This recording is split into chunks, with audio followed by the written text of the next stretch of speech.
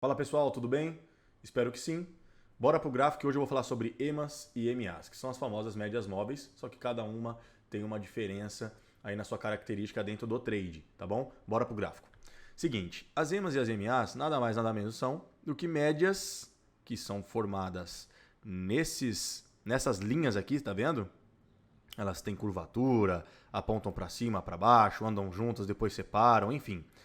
Qual que é o papel dessas médias, tá? Elas nada mais nada menos são do que cálculos dentro de cada vela tem um fechamento, correto? E cada média tem um período. E esse período vem logo depois do nome dela. Por exemplo, EMA 12 é referente a um cálculo de médias feito dos 12 períodos anteriores. EMA 26, dos 26 períodos anteriores. EMA 200, a mesma coisa, só que em 200 períodos. MA 50, SMA 9, MA 200, ou seja, tudo que vem depois do nome, ou seja, a parte numérica, é a quantidade de períodos. Quando eu falo em períodos, eu estou falando em número de velas, número de candles, tá? Então, lógico, quanto menor for o número, menos quantidade de vela na base de cálculo, isso vai fazer com que você tenha ela mais próxima das suas velas. Por exemplo, a SMA 9, que é essa verdinha aqui. Depois tem a EMA 12, que é essa azulzinha clara aqui. EMA 26, que é a azul escura aqui. A MA 50, que é a rosa. MA 200, que é a branca. E EMA 200, que é a laranja. Qual que é a diferença, que é uma grande dúvida dos traders, referente a EMA versus MA? A diferença, né, abreviando aqui, simplificando a explicação, é a seguinte.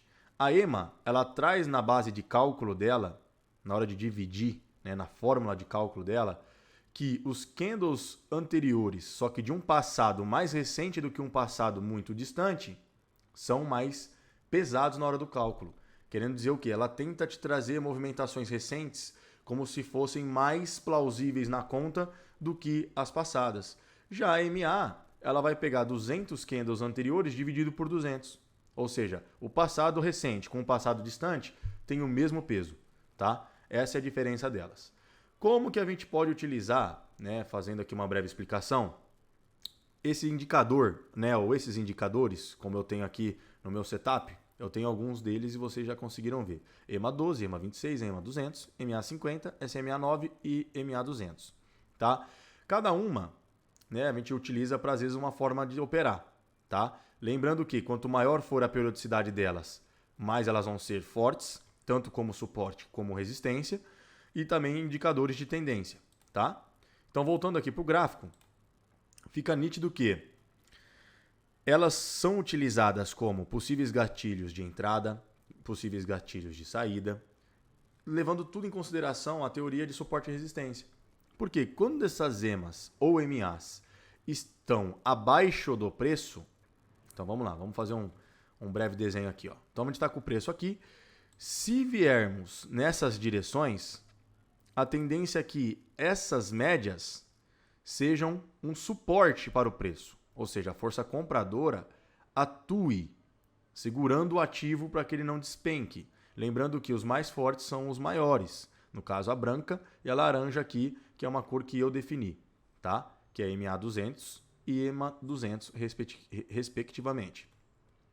E também serve como resistência. Repara que a MA 200, por estar acima do preço, a gente espreme o preço aqui. Ó. Ele tem dificuldade de passar. Ou seja, a força vendedora está posicionada.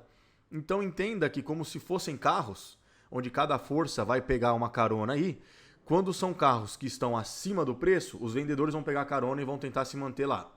Se forem carros que estão passando abaixo do preço, ou seja, desse lado aqui, nós teremos compradores dentro desses veículos que tentarão segurar a movimentação. Com isso, você consegue utilizar, fora aí, tudo isso que eu falei, cruzamento, a direção em que elas estão apontando, para determinar possíveis futuras movimentações, que seriam tendenciosas, tá? Mas isso, como seria um vídeo bem explicativo e bem maçante, eu vou picotar ele em módulos para que a gente consiga falar um pouco, para introduzir o conceito básico de EMA e MA, e futuramente no nosso canal vocês vão ver mais vídeos sobre como utilizar setup 9.1 de compra, de venda, como que você utiliza o Death Cross, o Golden Cross, que também é utilizado as EMAs e MAs, e o cruzamento entre elas para direcionar a possível tendência do mercado. Aí tem uma MA específico e uma EMA específico que cruzando para cima ou para baixo pode definir essas direções. Só que eu vou fazer vídeos particulares, tá bom? Não esquece de deixar seu like, o comentário em caso de dúvidas ou até mesmo elogios ou críticas e sugestões. E não esquece de se inscrever no canal. Valeu, até a próxima!